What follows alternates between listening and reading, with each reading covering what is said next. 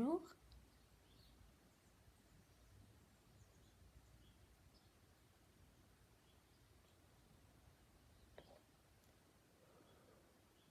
C'est chaud. Une vidéo en pleine guerre mondiale. Et je ne rigole pas, je ne me moque pas. En pleine crise, dite crise du coronavirus, qui décèle, interpelle, active, suractive toutes les sphères de notre vie personnelle et de la vie publique. Et bien, dans cette guerre, j'ai envie de faire une vidéo pour parler de ce qu'est une crise et de ce qui se passe intrinsèquement, intimement, en chacun de nous en période de crise. Quand j'ai voulu faire cette vidéo, c'était il y a 4-5 jours. On n'était pas encore rendu à ce stade de la crise en France. Et puis, un après-midi, j'avais, allez, on va dire, pété un câble. Pété un câble parce que le climat anxiogène commençait à monter. Et alors que je n'étais pas du tout, moi, dans cette tension, eh bien, du fait de ma posture professionnelle, du fait de, voilà, un certain nombre de facteurs d'ambiance, ont fait que je me suis sentie quand même, cependant, à un moment donné, chargée par tout ce climat et cette tension. Je ne me moque pas et je ne cherche pas à minimiser l'importance du problème. Et c'est de tout cœur avec ceux qui soit se démènent, les soignants, les agents publics, on va dire, qui font tout ce qu'ils peuvent pour endiguer l'accroissement de la pandémie. Et puis aussi de tout cœur avec les malades ou les familles de malades. Toutefois, dans ce contexte, nous sommes une grande majorité et personne n'est exempté de ce climat. Ce climat, oui, anxiogène, ce climat maintenant de restriction, en tout cas de mutation, de changement qui nous oblige à bouger nos comportements. Et c'est pour ça que je veux faire une vidéo, parce que finalement, je suis amenée pour moi-même, pour mes proches, pour ma famille, ou pour les personnes que j'accompagne au titre de mon travail de thérapeute, de coach, d'accompagnante, je suis amenée finalement toujours à dire ou à positionner ou à chercher à placer les personnes dans une même zone d'apaisement et à fournir toujours un peu le même trousseau de clés, même si évidemment il s'agit à chacun de l'adapter à ce qu'il est, à comment il fonctionne et à là où il en est dans sa vie, etc. Alors, c'est évidemment une vidéo dans le cadre du coronavirus, là, actuellement, parce que c'est la guerre que nous traversons en ce moment, c'est la crise, entre guillemets, que nous traversons en ce moment. Mais c'est une vidéo, finalement, qui se veut beaucoup plus générique, parce que des épreuves, des crises, des guerres mondiales, des pulvérisations, des obligations de changer, des frustrations, des restrictions, des épreuves plus ou moins difficiles, nous en vivons tous et des plus ou moins importantes dans nos vies. Eh bien, à mon sens, les clés ou le trousseau de clés va toujours un peu être le même et va toujours nous ramener à ce rapport à notre intimité, à notre intégrité personnelle dans la crise. Et c'est cette intégrité, c'est cette intimité qui va nous permettre de traverser, de surfer, de contourner, d'être traversé par la crise, la guerre, le problème qui nous occupe. Quand j'ai voulu la faire, j'étais très en colère. Quand j'ai voulu faire, la première fois que j'ai voulu faire cette vidéo, j'étais très énervée. J'ai attendu quelques jours. Je me suis dit, oh, peut-être que il y a rien à dire à ce niveau-là, voilà. Et puis finalement, quelques jours après, c'est beaucoup plus doux et beaucoup plus apaisé, mais les contenus de ce que j'avais envie de dire sont les mêmes. Donc voilà, je voulais parler de 3 postures, 3 positionnements. Je ne sais pas comment j'appellerais cette vidéo, mais au départ, quand j'étais en colère, j'avais envie de l'appeler « Mais réveillez-vous, bordel !» Mais réveillez-vous, bordel. Parce qu'au moment où j'ai ressenti qu'il fallait que je fasse quelque chose, même avec moi-même, eh ben j'ai ressenti ça aussi. Réveille-toi, bordel, quoi. Ouh là là, attention, quoi. Qu'est-ce qui est en train de t'arriver? Comment tu es en train de te laisser prendre par la déferlante? C'est en train de prendre tes différents étages, là, ta tête, tes émotions, ton corps. Ouh là là, fais quelque chose. Alors, je vous en parle peut-être un peu après dans la vidéo. En tout cas, je voulais appeler ça réveillez-vous. Alors, réveillez-vous, je vais donner trois champs, 3 domaines valables pour la crise du coronavirus, mais valables à mon sens pour l'ensemble des épreuves que l'on peut traverser dans la vie. Et dans ce monde en pleine mutation, nous avons d'abord tous des ressentis au niveau personnel de changement. Ça peut être au niveau professionnel, ça peut être au niveau relationnel, que nous avons des grosses remises en question. Mais évidemment, c'est mondial, avec, sans entrer dans les théories de l'effondrement, avec en tout cas un monde qui est en train de changer, avec des choses effectivement qui doivent finir, qui sont au bout et qui ont besoin de se rénover, de se transformer. Et pour moi, c'est un aspect fondamental de l'épreuve, c'est qu'elle est là pour nous transformer. En tout cas, j'ai le choix de la considérer comme quelque chose qui vient de l'extérieur m'embêter et me mettre des bâtons dans les roues, ou bien comme quelque chose qui est en train de me travailler de l'intérieur pour que je prenne ma responsabilité, la responsabilité de mon intégrité, et du coup de ce que je vais faire avec ces événements ou cette situation. Alors, réveillez-vous. Premièrement, la chose que j'avais envie de dire là, quand j'étais énervée, c'est calmez-vous, mais calmez-vous, bon sang. Calmez-vous.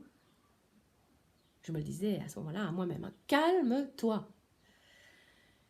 Alors, j'avais presque envie de dire, et j'aime pas trop ce mot, la raison. Je préfère les choses déraisonnables souvent, mais là, j'avais presque envie de dire, mais calmez-vous raisonnablement. Pourquoi? Parce qu'il va y avoir, vous savez, on est doté dans le genre humain d'un truc qui a l'air de fonctionner pas mal, trop, mais pas mal. C'est un cerveau qui réfléchit et qui absorbe des quantités astronomiques d'informations dans une même journée et qui brasse une quantité astronomique d'informations dans une même journée. Et donc j'avais envie de dire, calmez-vous raisonnablement, c'est-à-dire dans cette situation d'afflux d'informations, apprenez et renseignez votre cerveau par une injonction de va chercher la bonne information, l'information du discernement, l'information rassurante, l'information logique, l'information du coup apaisante et qui va te permettre de prendre une position claire, intelligente, etc. Donc ça, c'est presque l'aspect tête. Mais calmez-vous, calmez votre tête. Parce que vous savez, en plus, le cerveau, maintenant on est très clair au niveau des neurosciences, on sait très bien qu'on a un truc au niveau du cerveau qui fait qu'on enregistre, on a une faculté spéciale à enregistrer les mauvaises nouvelles en fait. Les informations anxiogènes, les informations qui nous mettent en fait en réaction par rapport, toutes les informations qui nous parlent d'un danger, elles sont immédiatement enregistrées. C'est une histoire de vieux cerveau reptilien, de vieux cerveau de la survie, hein. C'est que comme en premier, il faut survivre, dès qu'on a un lambeau d'informations qui dit aïe aïe aïe, danger, toute la machine se met en route pour survivre, pour échapper au danger, pour confronter le danger, etc.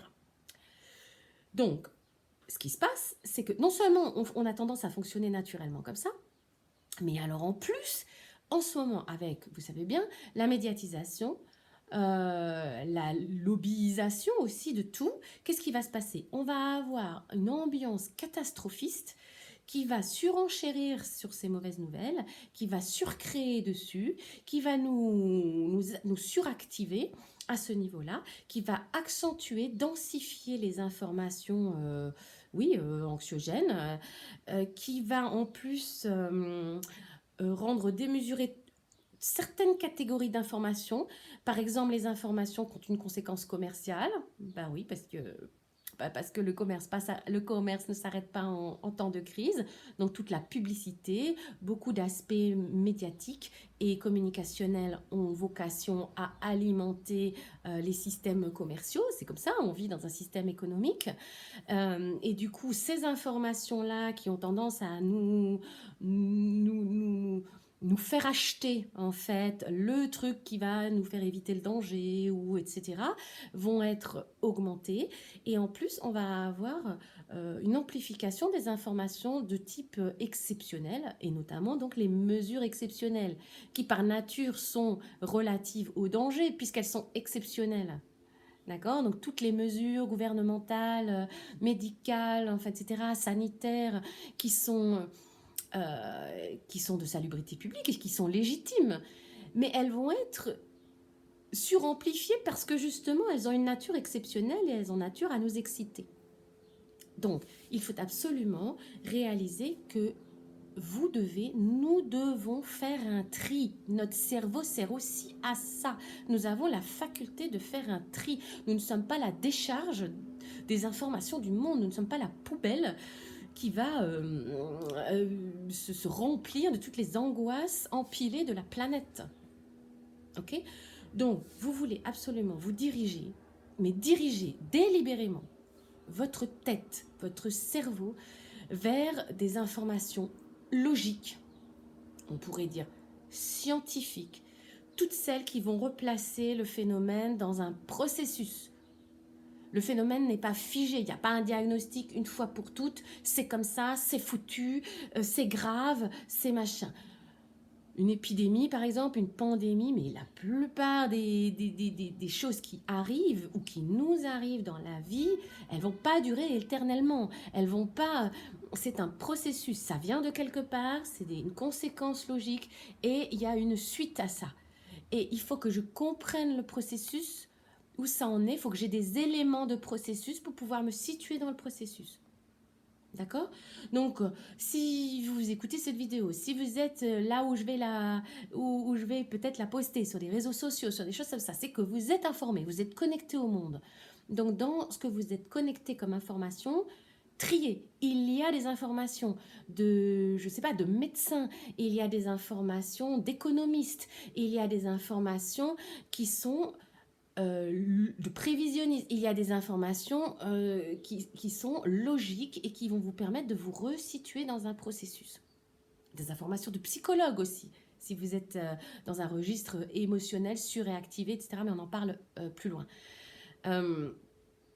Sur comment vivre et se placer dans le processus. Donc recherchez des informations logiques, des informations de processus, des informations scientifiques. Cherchez-les, trouvez-les. Il y en a plein.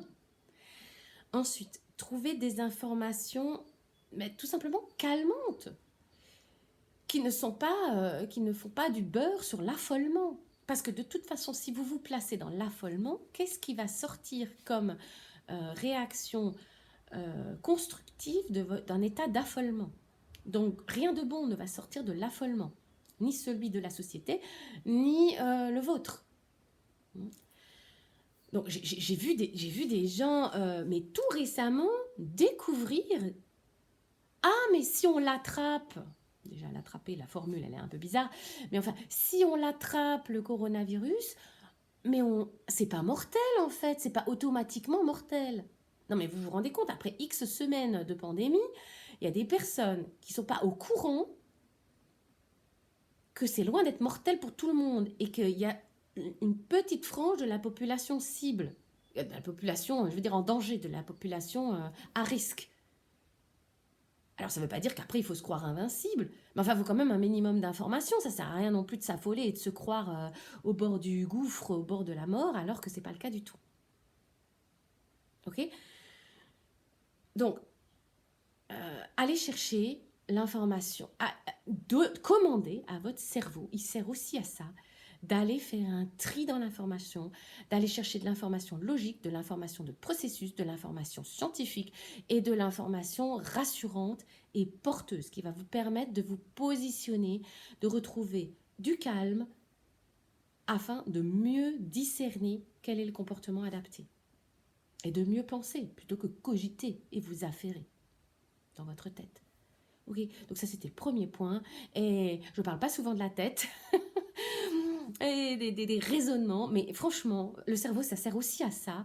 Donc, allez chercher la bonne information. Calmez-vous raisonnablement. Ok, je bois un coup et je vais vous expliquer ce que c'est tout à l'heure, justement.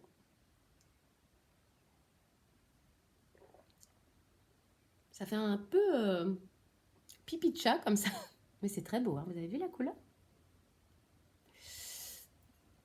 Couleur lumineuse et solaire. Alors, deuxième, réveillez-vous. Deuxième, réveillez-vous.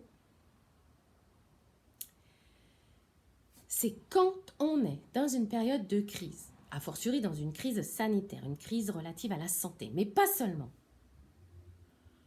Une des clés importantes va être de prendre soin de son corps et de sa santé physique. C'est quoi cette société où on attendrait passivement qu'un virus arrive pour nous menacer, où on attendrait passivement que des médecins, des laboratoires ou des médocs nous soignent, s'ils le peuvent en plus? C'est quoi cette société? Dans toutes les cultures du monde et depuis des millénaires, dans toutes les cultures du monde, il y a des processus de soins du corps, d'honneur au corps et à la santé.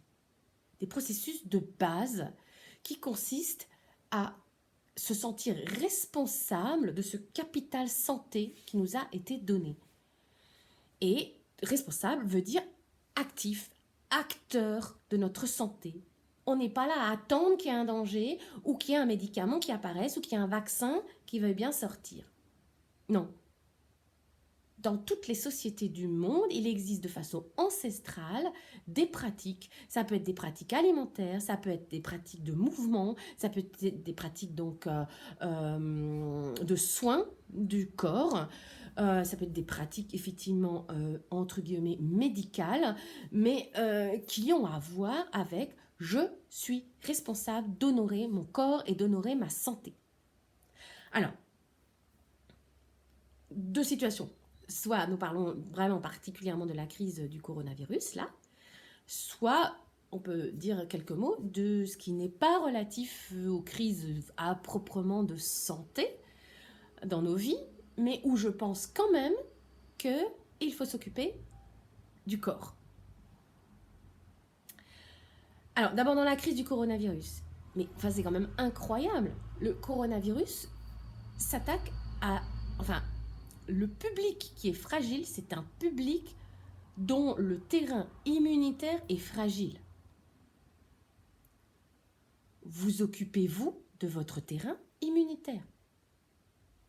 Quel acte avez-vous fait ces derniers jours, ces dernières semaines pour cultiver, stimuler, nourrir, accroître votre immunité?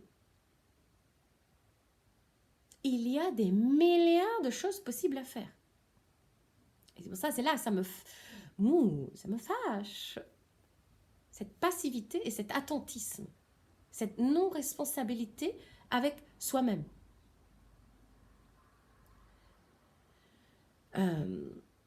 Donc, que faites-vous pour votre immunité? Vous savez, poétiquement ou énergétiquement, on dit quand tu te sens agressé, augmente ta lumière. Alors, moins poétiquement, plus concrètement, comment vous favorisez vos énergies corporelles, vos défenses immunitaires? Et faites-vous les actes correspondants. Alors, vous m'avez vu me frictionner avec une huile essentielle. Du Ravinzara, du Niaouli, du Titri, peu importe. Il y a des milliards de possibilités. Vous m'avez vu boire un breuvage. Ah, je ne sais plus où il est. Je ne sais pas où il est parti. Alors, j'ai ma cruche ici. J'ai pris une transparente pour que vous voyez. Il s'agit tout simplement de citron, de sauge, de romarin, de curcuma et de gingembre. Frais, si possible. Vous avez des tutoriels partout sur Internet. Vous n'avez aucune excuse. Vous avez sinon des personnes qui peuvent vous donner des conseils. Il y a des tas de moyens de stimuler ces défenses immunitaires. Déjà, que mangez-vous? Accessoirement, mangez-vous des légumes avec des vitamines, avec de la vitamine C. Que faites-vous pour être en forme, tout simplement? Pour ne pas être agressé par le moindre truc, le moindre microbe, la moindre bactérie ou le moindre virus qui passe. Ça vous appartient, personne ne va le faire à votre place. Et si vous n'enseignez pas cette posture avec de responsabilité dans la santé à vos enfants, qui le fera? Je connais des enfants, des copains de ma fille qui se promènent tous les jours, c'est interdit d'ailleurs à l'école publique française, mais qui se promènent tous les jours avec, je ne vais pas dire les marques, mais avec du paracétamol, avec des médicaments à prendre. Ça veut dire que le réflexe qu'ils ont quand ils ont un petit mal de tête ou un petit... Voilà, c'est le médicament, mais c'est grave, c'est une société malade qui réagit comme ça. Donc c'est à vous de vous occuper de votre corps. Le corps, c'est aussi le mouvement. J'ai pas dit de tout à coup se mettre à faire 5 heures de yoga ou 5 heures de sport par semaine. C'est pas ça. Mais là, c'est pareil, vous n'avez pas d'excuses. Le Internet regorge de petits tutos. Faites-vous du bien. Faites une pratique respiratoire, 2 minutes par jour. Faites, je sais pas, une pratique de détente, même sur votre chaise de bureau ou sur votre un peu de sophrologie, un peu de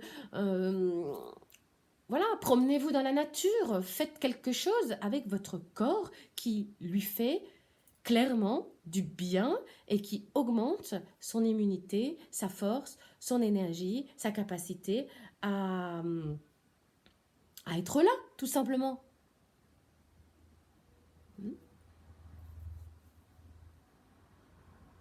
Alors ça, c'est dans le cadre du coronavirus. Mais je dis que dans toute épreuve, même si elle n'a pas à voir directement avec la santé, le corps, c'est un endroit que vous voulez honorer. Pourquoi? Parce que alors le corps n'est pas l'endroit du discernement absolu, bien que une fois qu'on est bien connecté à son intelligence subtile et naturelle, et j'allais dire divine, du corps, on est effectivement en présence de ce qu'on appelle le corps conscience qui sait des choses. Regardez, un animal, il a un instinct personne ne lui dit que quand il est blessé, il doit se frotter dans telle herbe pour que ça cicatrise ou dans tel bout. Ou personne ne lui dit qu'il doit croquer tel aliment ou il va le savoir, on va dire d'instinct pour faire simple. Le corps a ceci de particulier, c'est qu'il il a un avantage biologique. Il a une logique du vivant intrinsèquement en lui. Il y a des choses qu'il y a dans votre corps pour lesquelles vous n'avez pas besoin de réfléchir. Par exemple, vous respirez. C'est un processus qui se fait. Il se fait. Le sang circule. La digestion se fait. Les articulations bougent. Bref, vous avez des facultés dans votre corps qui ne nécessitent pas d'être activées. Elles sont actives. Donc le corps a cette intelligence. Si vous contactez cette intelligence du corps, ça peut remonter à l'autre intelligence, à l'intelligence émotionnelle et à l'intelligence cérébrale. On dit, vous savez, on est dans une société, c'est très cerveau gauche en Occident, qui dit réfléchis avant d'agir. Mais il y a certains rituels du corps, certaines habitudes, certains soins du corps qui, quand c'est connecté, cette intelligence profonde, vivante, vitale du corps, va permettre le processus inverse, c'est-à-dire j'agis et ça va m'aider à réfléchir. Si vous agissez des choses de l'ordre de l'intelligence du corps, l'intelligence profonde de votre biologie, si vous prenez l'habitude, ou si en temps de crise, vous vous occupez de votre corps, ça peut déclencher des choses au niveau de vos réflexions ou au niveau de la gestion, j'aime pas trop ce mot, de vos émotions. Voilà, le corps n'est pas la foi, n'est pas la réflexion, mais le corps est le temple de la foi et de la réflexion ici. Donc, vous voulez régler ce poste de radio qui reçoit, qui émet, vous voulez le régler, vous voulez l'honorer, vous voulez en utiliser l'intelligence profonde afin qu'elle vous amène les autres intelligences, hein, l'intelligence émotionnelle et l'intelligence cérébrale, intellectuelle, le discernement, etc., la clarté dans la réflexion, etc. Donc, le deuxième réveillez-vous que j'avais envie de dire, c'est, mais punaise, occupez-vous de votre intégrité corporelle. Soyez responsable de votre immunité, de votre corps, de votre santé. C'est vous. La santé d'abord. Avant les menaces et avant les médicaments ou les soins qui vont être apportés de l'extérieur, c'est d'abord vous qui devez vous prendre en main au niveau corporel. Ok, c'était le deuxième, réveillez-vous. Ok, troisième, réveillez-vous. Prenez-vous en main. Alors, je vais faire un gros paquet. Émotionnellement, psychiquement, spirituellement. Allez, on va mettre tout ça dans un même sac. Alors, je vais aller vite. Deux cas peuvent se présenter. Soit vous avez les moyens de le faire, vous savez déjà le faire, soit vous ne savez pas le faire.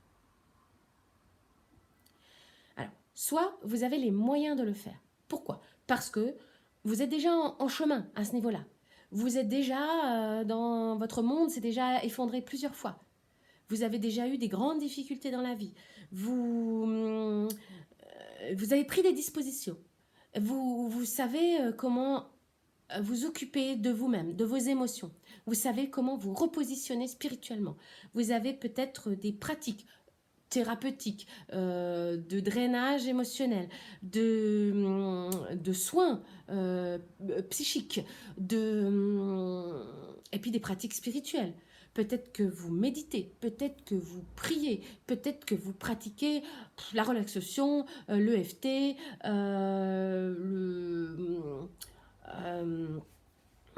les promenades de consciente dans la nature, bref, tout ce qui peut rétablir, restaurer, vous réhabiliter, vous réinstaller dans une forme de paix et dans votre élan vital.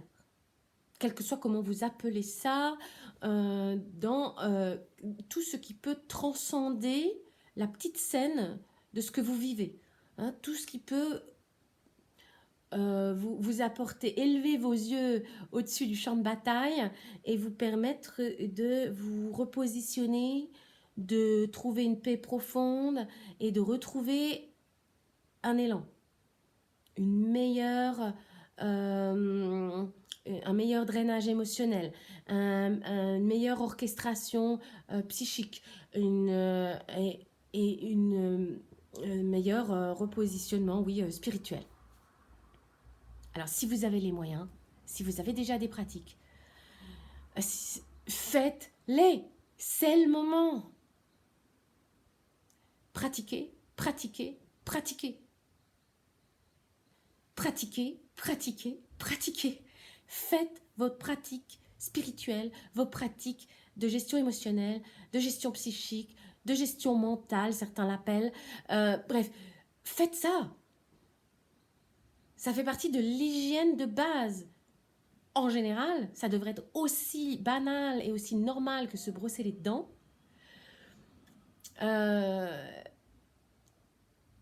Mais en période de crise, en période d'épreuve, c'est le moment. C'est le moment plus que jamais. Et c'est le moment où souvent on n'a plus la force parce qu'on est pris par tout ce qui... Eh ben justement, c'est le moment de pratiquer. C'est le moment de vous occuper de vos émotions, de votre équilibre psychique, de votre paix intérieure, de cet endroit immuable, inconditionnel, où vous êtes une force de vie avant d'être tout ce qui se passe. Et tout ce que vous devez faire, et tout ce qui vous menace, etc. Donc pratiquez, pratiquez, pratiquez, pratiquez. Maintenant, si vous n'avez pas les moyens, vous ne savez pas faire ça, parce que vous n'avez jamais été éduqué à ça. On ne vous a jamais appris, on vous a toujours dit que la vie, c'est faire, c'est avancer, c'est produire du résultat, c'est avoir un métier, c'est avoir une maison, c'est se marier, etc. Puis vous avez toujours été un peu la tête dans le guidon, vous avez fait du mieux que vous avez pu, mais vous n'avez jamais appris à... Encore une fois, je redis cette expression parce qu'elle est très galvaudée, on l'emploie partout, mais je ne l'aime pas, j'en parlerai une autre fois. Gérer ses émotions, on ne vous a jamais appris, vous n'avez jamais appris. Vous n'avez vous n'avez souvent, comme on a enlevé toutes les religions, toutes les pratiques, etc. On s'est émancipé de tout ça, donc souvent on n'a plus de pratiques d'ordre spirituel, on ne sait plus du tout quoi faire, on est perdu, on est juste une sorte de robot agissant tous les jours, tout ce qu'il faut faire dans la vie. Si vous n'avez pas de moyens pour vous calmer émotionnellement, pour vous repositionner spirituellement, psychiquement, alors trouvez-en. Alors c'est que cette crise, la crise du coronavirus, comme d'autres crises, d'autres épreuves dans votre vie, arrive pour vous secouer, pour vous réveiller, pour que justement vous preniez une décision. Maintenant, je dois apprendre. Maintenant, je ne peux pas me laisser submerger à ce point par mes émotions. Je ne peux pas me sentir perdue à ce point. Je ne peux pas rester comme ça. Je ne peux pas être pilotée par la peur. Je ne peux pas être... Je peux pas. Il faut que je me prenne en main. Il faut que je me responsabilise par rapport à ça. Ça va être ma marge de progrès. Ça va être mon gap. Ça va être de ma responsabilité. Qui va le faire à votre place ?